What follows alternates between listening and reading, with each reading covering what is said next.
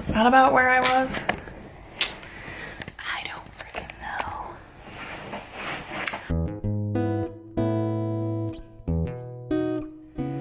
Hi guys, I'm Amy, and this is Millie, and she doesn't want to sit on my lap, but I really want her to. And welcome back to my channel. I really want to get a video up today, so we are going to do a casual video, and by casual I basically mean I'm going to sit on my couch and cuddle my dog while I talk to you all. And the casual topic today is going to be Jane Eyre by Charlotte Bronte, because I have finally read this book and my reading experience was absolutely fantastic. My dog's gonna leave me now for her heated bed. Yes, it's heated. But if you want to hear my spoilery thoughts, I have decided that since so many people have read this book, I feel in this bookish world, more often than not, people have read Jane Eyre. I'm going to give you my full opinions and thoughts and discuss everything from beginning, middle to end about this book. So if you haven't read it and plan on reading it, this is not the book for you. It's not the video for you, but if you have read it or absolutely without a doubt have no intention of ever picking up this book, then go ahead and keep on watching. So I'm just going to start this little chat by saying I am just as guilty as everyone else about saying about a book that's been around for a while and that you finally get around to reading and saying, I don't know what took me so long. I wish I would have read it sooner. I feel like potentially I could make that argument for this book, but I really do think this book came to me at the right point in time of my life, because I don't think I would have appreciated this book for what it is had I not had this booktube experience and this new world of bookish things underneath my belt. So I'm just gonna say that, and I'm also gonna put this book down. I'll probably pick it up at other times too, but you know, like, we're just gonna roll with it because it's a casual video. Like, I don't roll with it in my other videos, but I want to cut down editing time and get a video up, so chatty, casual, whatevs. So I guess I just want to start off by saying when I picked up this book, I really did not know much about it. I knew it was like the classic gothic novel. I just kind of figured it was about Jane Eyre. Oh, go figure. But what I thought it was just, it was about her life and kind of where it went. And I had this idea that her life wasn't necessarily easy, which in a lot of ways it's not. But I did not anticipate it to be a romance in any way. Not that I would classify this book as a romance, but I mean, alrighty. So it doesn't help on the editing scale if your battery dies in the middle of it. Anyways, I'm not totally sure where I was, but I think I was talking about the fact that I didn't realize there was a romance in this book. And I can absolutely see how Mr. Rochester is the type of character that you either hate him or you love him. And I think I personally could make arguments for both, but I am very firmly in the love him category. I found Mr. Rochester to be this enigma of a man with this brooding, mysterious attribute, but then you see in the beginning, but then you see him come alive as he spends more time with Jane. I do feel like he played with her a little bit. I mean, obviously he did, leading her to believe that he was going to marry Miss Ingram. Is that it? I think it's Miss Ingram. But overall, like, I just felt like he truly loved Jane.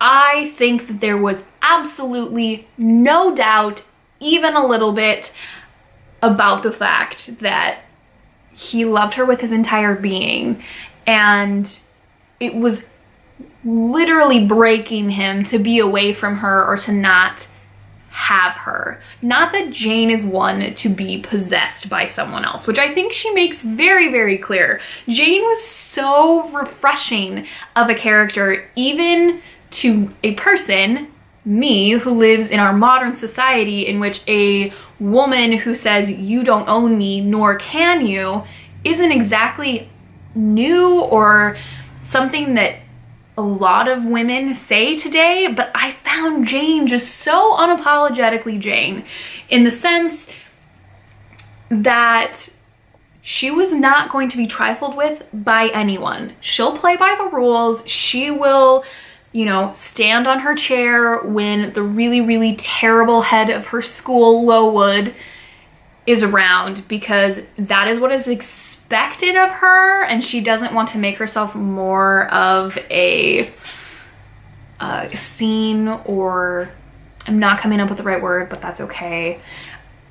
I think Jane was awesome in that sense, that even with this man that she loved with her whole being, she was not going to let him make her something she wasn't, or treat her like something she wasn't. She saw herself as Jane, plain, not attractive, odd, melancholy, young Jane, but she was so self-assured. And I found that really refreshing, because how many 18-year-olds in literature are self-assured? And I realized that this book was written in a time in which 18 was largely an adult. You were, as a female, absolutely of marriageable age and having a home to run and bearing children, but so young. And Jane learns so much in such a short amount of time while she has known Rochester. And I loved this book, guys. Like, there were so many passages that were just like truly amazing to me. I actually really loved the character Helen as well, her friend from school, and just the concept and argument of, you know, hating someone doesn't get me anywhere. And that seems to be a theme that's popping up a lot in my reading lately. And it's something that I very much hold dear to my heart, because I think we live in a world that has a lot of hate in it. And to hear a book written so long ago that hate is not the answer, that even someone who treats you badly or does terrible things, who in every way may deserve your hate, but they shouldn't get it, because where does it get you? It only perpetuates that hateful cycle that we do and throw each other into. And there were so many parts of this book that I was like, holy cow, this is absolutely relevant to today. You know, do governesses exist? No, they don't. But, you know, the concept of women in relationships, or people in relationships where there's a big age difference, I think is a lot more widely accepted now. Now, at this time, it was more accepted than it has been in the past, but I mean, 20 years is a really, really big difference. He could have been like she could she have been his child? 20? Yeah, she totally could have. And that's just like, that's crazy to me.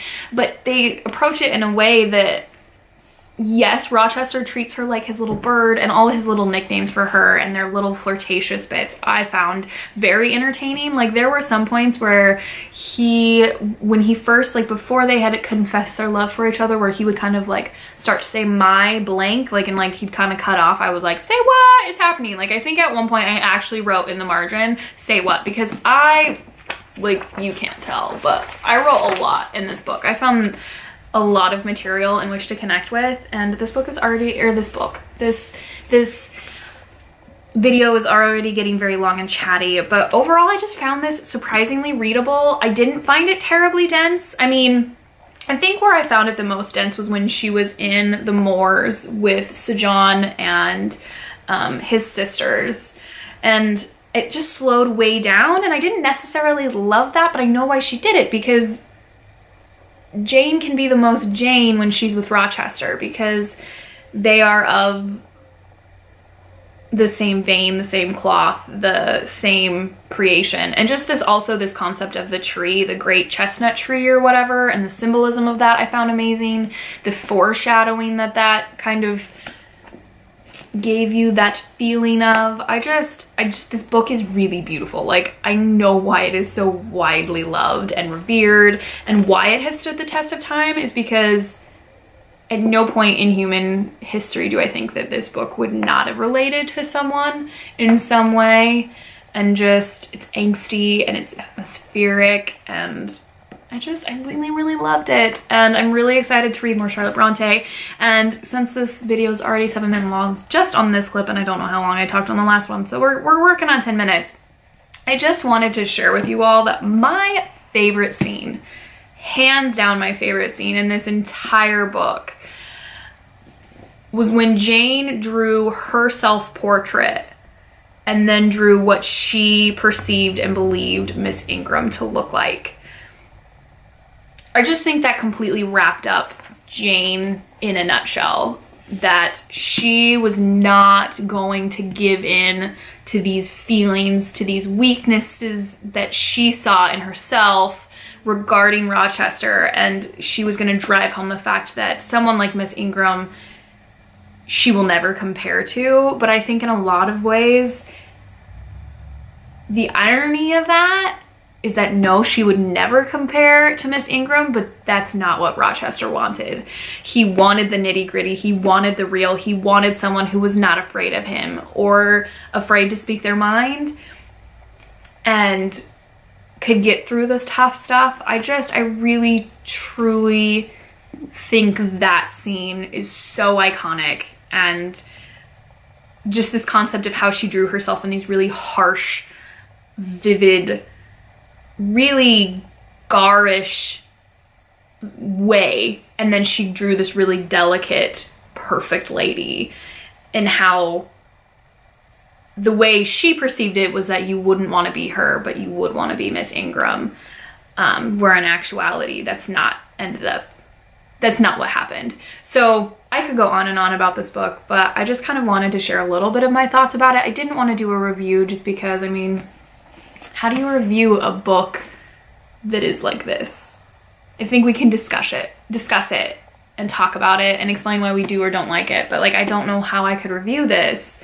But overall, I mean, this book is beautiful. I do plan on watching the 2011 film. I'm really excited to watch that. I mean, I do love Judi Dench, and I'm sure I will watch other versions as well. I cannot wait for My Plain Jane by Cynthia Hand, Brody Ashton, and Jodi Meadows to come out in May, because it is probably, if it's like My Lady Jane, a magical realism version of this. Hopefully I will be reading the Eyre Affair soon. So I'm so excited to read these books that are inspired and based on this original book, Jane Eyre. Jane Steele, that's another one. Anyway, this book, I can't talk. I've been talking for so long. This video is getting long. If you guys liked it, please like it. Comment down below if you want to see more of these chit-chatty videos. I haven't done a Talks and Tea in a while, but this is a little bit different because I'm a little bit more focused and what have you. But if you love it, subscribe. You guys know the drill. Thank you so much for watching. Fingers crossed this video goes up today. Today is Friday the 9th of March. Friday the 9th, however you want to phrase that. I don't know. So we'll see if I succeed in doing so. But I will chat with you guys later. Thank you for watching. I will see you in my next video. Happy reading. You're gonna do a video with me. It's gonna make it more casual.